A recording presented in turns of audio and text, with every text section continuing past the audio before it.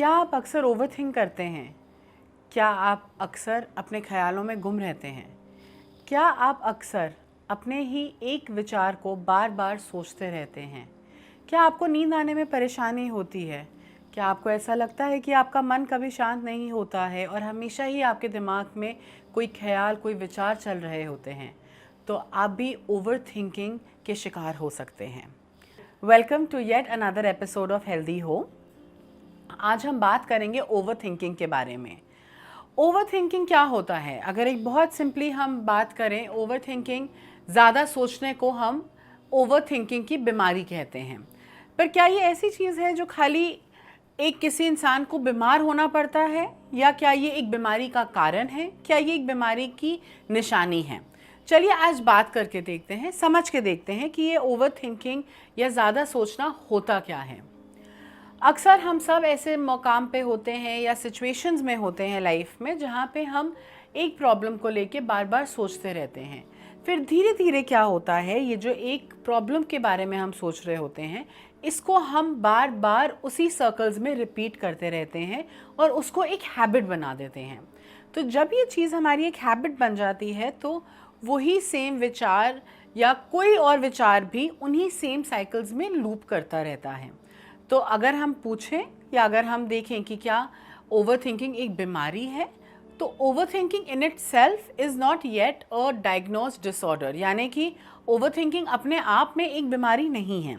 लेकिन over thinking बहुत सारी मेंटल इलनेसेस यानी कि दिमागी बीमारियों का कारण भी हो सकता है, और एक निशानी भी हो सकती है कि आपको कोई मानसिक दुविधा हो रही है। जैसे कि अक्सर जिन लोगों को डिप्रेशन होता है, एंजाइटी होती है, या बहुत ज़्यादा दुख लगता है, या कोई और कारण की बीमारियां होती हैं, उससे उनको बहुत बार वो सेम चीज़ों के बारे में सोचते रहते हैं। उनका मन उन्हीं साइकिल्स में रिपीट करता रहता है। और कई केसेस में क्या होता है, जहाँ पे एक इंसान बहुत सोचता है, वो भी डिप्रेशन या एंजाइटी का कारण बनना शुरू हो जाता है। एक बहुत इम्पॉर्टेंट सवाल आता है कि हम ओवरथिंक करते क्यों हैं? क्या हमारे अपने हाथ में होता है, या क्या हमें कोई बीमारी होती है इसलिए हम करते हैं ओवरथिंक? ओवरथिंक एक बहुत कॉमन चीज़ है जो कि हम सब में एक टेंडेंसी होती है, एक क्षमता होती है वो चीज़ को एक्सपीरियंस करने की। क्या होता है कि जब कोई प्रॉब्लम आ जाती है कई बार लोगों के, तो वो उस प्रॉब्लम के अंदर वही गुम हो जाते हैं। अगर हम एक सिंपल रीज़न देखा जाए कि एक लोग ओवरथिंक करते क्यों हैं, इसलिए करते हैं क्योंकि ये ब्रेन का अपना एक मेथड होता है कोप करने का। हमारे ब्रेन को एक एंग्शियस सिचुएशन अच्छी नहीं लगती है, एक एंजाइटी सिचुएशन अच्छी नहीं लगती है, तो ब्रेन एक अपने आप को एनालिसिस मोड में डाल देता है, जहाँ पे वो अलग अलग चीज़ों को एक्सपीरियंस करके देखता है या परम्यूटेशंस एंड कॉम्बिनेशंस बना के देखता है कि अगर ये हुआ तो क्या होगा, अगर वो हुआ तो क्या होगा।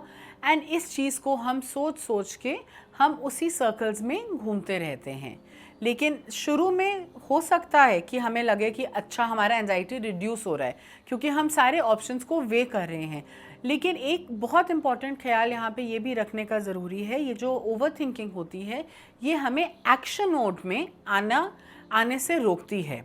तो हम प्रॉब्लम्स के बारे में तो सोचते रहते हैं, लेकिन जो एक्शन मोड में कि हम उसका सल्यूशन क्या है, उस डायरेक्शन में जाने से हमें रोकती है।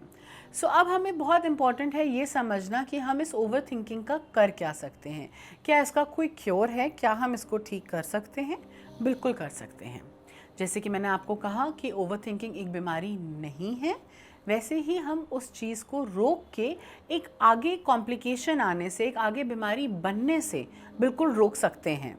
कई टिप्स जो आप लोग को बहुत ज़्यादा फ़ायदेमंद हो सकते हैं। एक बहुत इम्पॉर्टेंट टिप है कि आप जब भी ओवर थिंक करें या आपको लगे कि आप ओवर थिंक कर रहे हो, अपने पैटर्न्स को और अपने ट्रिगर्स को रिकग्नाइज़ करिए कि वो क्या चीज़ें हैं जो आपको ओवर थिंकिंग के साइकिल्स में घुमा देती हैं, या आपका क्या ऐसे किन समय पे, किन सिचुएशंस में आप ओवर थिंक करते हैं। तो अपने पैटर्न्स को और अपने ट्रिगर्स को रिकग्नाइज़ करिए।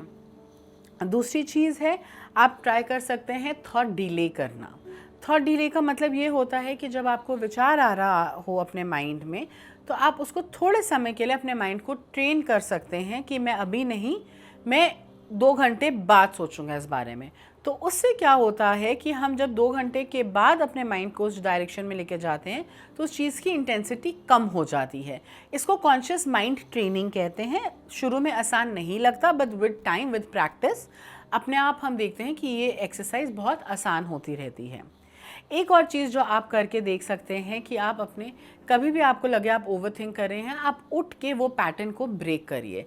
यानी कि जैसे अगर आप एक कमरे में बैठे हैं, अपने बेड पे लेटे हैं या बैठे हैं और आपको कोई विचार आ रहे हैं बार बार, खड़े होइए, बाहर निकले कमरे के, एक गिलास पानी का पीकर वापस आ जाइए। उससे क्या होगा, जो आपका थॉट चेन है वो ब्रेक होगा एंड उससे आपका जो स्पाइरल में, जो डाउनवर्ड स्पाइरल, जैसे कि एक दलदल में जैसे हम नीचे फंसते रहते हैं, वो चीज़ को आपका वो उस समय के लिए ब्रेक करेगा। उसके अलावा अगर आपको कभी भी लगे कि आप बहुत ज़्यादा ओवरथिंक कर रहे हो, अपने आप को लॉजिकली डिस्प्यूट करके देखो। लॉजिकली डिस्प्यूट का ये मतलब होता है कि आपके जो थॉट्स आ रहे हैं उनको अपने आप को पूछिए कि क्या ये जो थॉट है ये लॉजिकल है या नहीं है। मानिए शायद मेरे को हो सकता है एक थॉट आ रहा हो कि शायद मैं चलते चलते गिर जाऊंगी, तो इसको मेरे को थॉट, इसको लॉजिकली डिस्प्यूट करना है कि अगर मैं इतने सालों से चलते चलते नहीं गिरी तो अब मैं क्यों गिरूंगी, और अगर गिर भी गई तो पहले भी तो छोटे होते गिरे हैं और हम संभल गए हैं, तो अब क्यों नहीं। तो वो तरीके से हमें अपने आप को लॉजिकली डिस्प्यूट करके देखना है। और आखिर में अगर आपको लगता है फिर भी आपके थॉट्स बहुत ज़्यादा आपके मन में आ रहे हैं, फिर भी आपको लग रहा है आप अपने थॉट्स को कंट्रोल नहीं कर पा रहे हैं, तो please speak to a professional.